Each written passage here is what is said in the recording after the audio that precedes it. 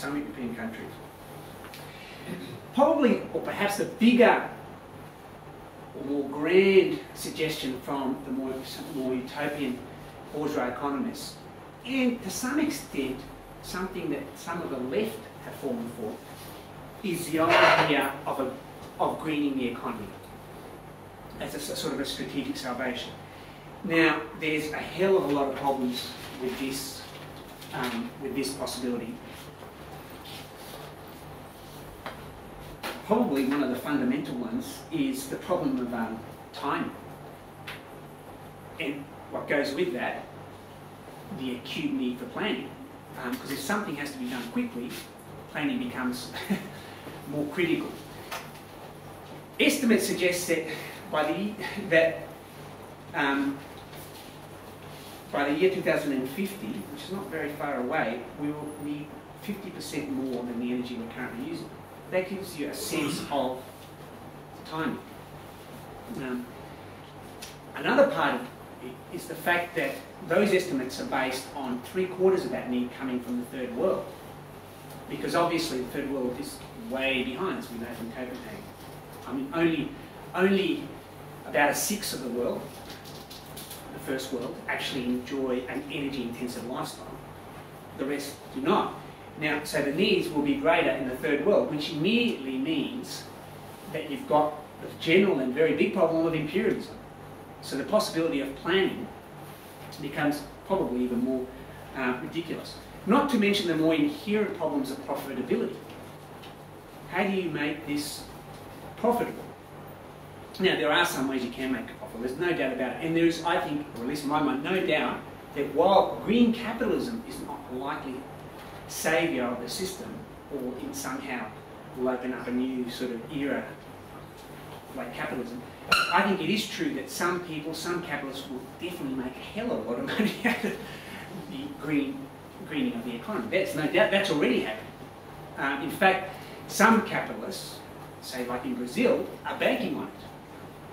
On all sorts of, I mean, they've already got massive estimates for the amount of money that they can potentially make in trading, basically, pollution rights, effectively, especially vis-a-vis the Amazon, which is quite scary, actually. But that will undoubtedly happen. Some capitalists will make a lot of money. Will it have the same sort of impact as the other industry in that sense? Unlikely, very unlikely. For a start, the whole idea of certainly a green economy is by definition a question of planning, because the lack of environmental sustainability affects almost every imaginable inch of the world economy. That's different to something like an armament industry, where you don't actually require planning in the globalised sense. It doesn't matter whether the US produces so many bombs and Russia so many and someone else so many. It doesn't matter. There's no need for a count of that. That's a very, well, actually a fundamental difference. There's no way of envisaging the green economy is somehow parallel to, potentially at least, to the role that the armament industry played for capitalism. So the chance of the green economy saving capitalism, if you like, are not very high. There are some other important things worth noting, though, which will have a political impact. Some people, bourgeois circles, economists included, would like to see it as potentially a contribution to the political problems, or resolution of political problems of capitalism. I'm referring here mainly to the changes in the more general structure of the capitalist economy. Even leftists, like in Latin America, people like Marta Haneke is one of them, and liberals and stuff, make a lot of what they think will be the impact of this changing structure. The fact that, and we hear this all the time, that there are more and more multinationals coming from the third world. And in particular, I mean, a lot of people now in Latin America talk about Brazil as a new imperialist country. And of course, there's the Indian example, the Chinese example. But it's worth noting that of the 500 multinationals in the world, the 185 are still based in the US. Now, it's true that that number is falling, or the ratio is falling against the US. But that's still a pretty big head start. 185 of 500 multinationals are still based there. As I said, it is true that there's growth, especially in Japan, Mexico and Brazil. It's the fastest growth of multinationals. But the US continued to occupy the significant, in fact 25% share of world GDP, even though it is falling. So the chances that that is going to have a big impact, that change in the economic correlation internationally, at least any big positive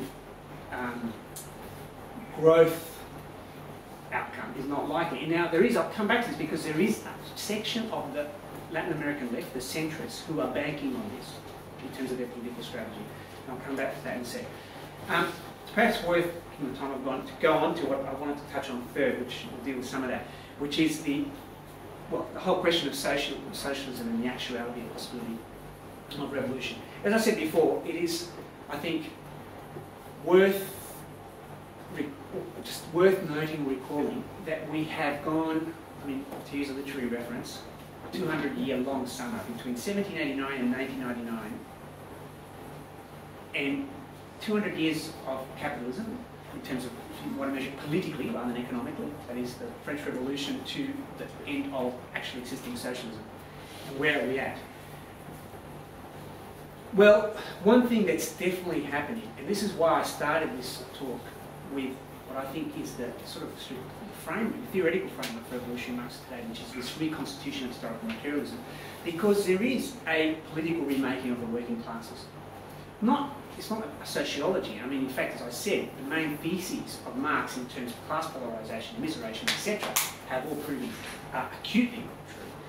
But in political terms, there is a remaking, and we know in particular why the impact of the end of actually existing socialism, the defeat of Stalinism, and of course the crisis of social democracy. Now, in this context, the labour movement, for example, is going to have to be partly, if you like, reborn, because it was so tied up, of course, with social democracy and Stalinism. Look, especially in the advanced countries, but even in the third world, it was so tied up. In fact, there is quite a deep, in fact, probably frighteningly deep skepticism about the labour movement, trade unionism in Latin America, for example. And this is amongst the advanced, and the revolutionaries actually have quite a deep pessimism about the potential of the labour movement to reinvent itself, to go beyond the individualism, which has completely, taken it over, compared to the labour movement of the 30s, 40s, 50s, even, etc.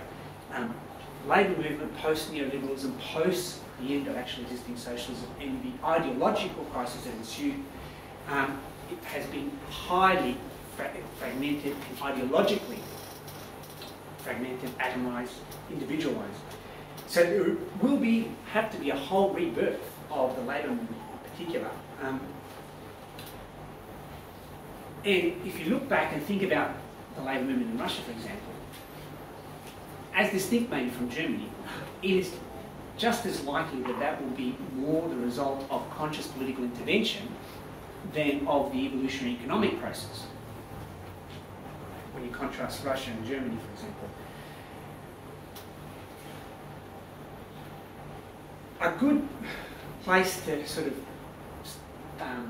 focus our rethinking is, of course, to look at the advanced guard, to look at where things are happening. And definitely the main theatre of the class struggle today is in Latin America. I think in that sense it's very important to understand the dynamics involved in the continent. First of all, I think it's important to understand that the success of the left and the progressive forces in Latin America is a result of both positive and negative factors. The positive factors are about the accumulation of forces. We'll come back to this in a second. But the negative factors are also important contributors. By negative, I mean the crisis of the bourgeois forces, basically, political forces of the bourgeoisie. And that's the domestic bourgeoisie in Latin America, but also the readjustments of imperial policy. Both of those things are important contributors to the actual lineup of forces in the political situation in Latin America today.